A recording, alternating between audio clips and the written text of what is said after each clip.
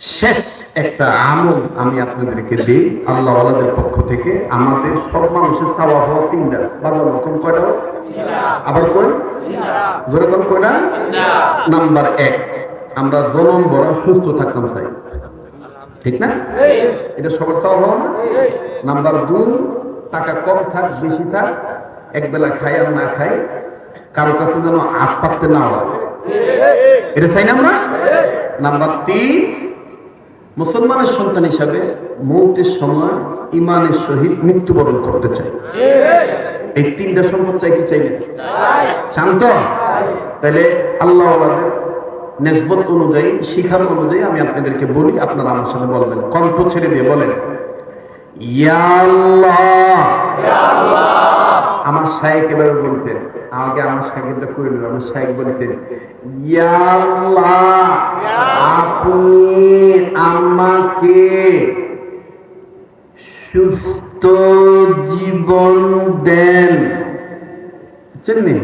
এবার দোয়া করতেন। তো হুজুর একটা দোয়া শিখেছেন আমাদের, কোনটা আমি শিখে দিয়েছি, বলেন ইয়া আল্লাহ। হয়েছে না? মায়া করে বলেন ইয়া আল্লাহ, রোগ মুক্ত জীবন। ইয়া আল্লাহ, অভাব মুক্ত জীবন। ইয়া আল্লাহ, ঈমান যুক্ত মরণ। ইয়া আল্লাহ, রোগ মুক্ত জীবন, অভাব মুক্ত জীবন, ঈমান যুক্ত মরণ। ইয়া আল্লাহ, আমাদের নসিব করেন। জোরে বলেন আমিন। এই তিনটা সম্পদ পাইবেন যদি আপনি একটা সুন্নত ইহতেমামের সহিত গুরুত্ব সহকারে নিজের ভিতরে ফিট করেন। আমি কি সেই সুন্নতের কথাটা কইতাম? যেরকম কম সেই সুন্নতটা একদম সহজ সুন্নত, সব সুন্নতই বরকতপূর্ণ। তার মধ্যে একটা সুন্নত আবু দাউদ শরীফের হাদিস, খানা খাওয়ার আগে পরে টোটাল সুন্নত হলো 17টা। এর মধ্যে 4 নাম্বার সুন্নত, খানা খাওয়ার আগে পরে 2 হাত কবজি পর্যন্ত ধৌত করা। বলেন তো দিই কয় হাত? কোন পর্যন্ত? কোন সময়? কোন সময়? খাওয়ার আগে এবং কয় হাত বাবা? কোন পর্যন্ত? কোন সময়? কোন সময়? একটু দেখান না, স্মরণ করে বলেন না, কয় হাত? কোন পর্যন্ত? কোন সময়? কোন সময়? খাওয়ার আগে এবং পরে। আল্লাহ রাসূল বলে, আমার উম্মতের নর নারী যারা এই আমলটা করবে, আল্লাহ পাক তাদেরকে মরণ পর্যন্ত মহামারী, রোগ ব্যাধি, ভাইরাস, জটিল কঠিন ক্যান্সার থেকে আল্লাহ তাদেরকে হেফাজতে রাখবে।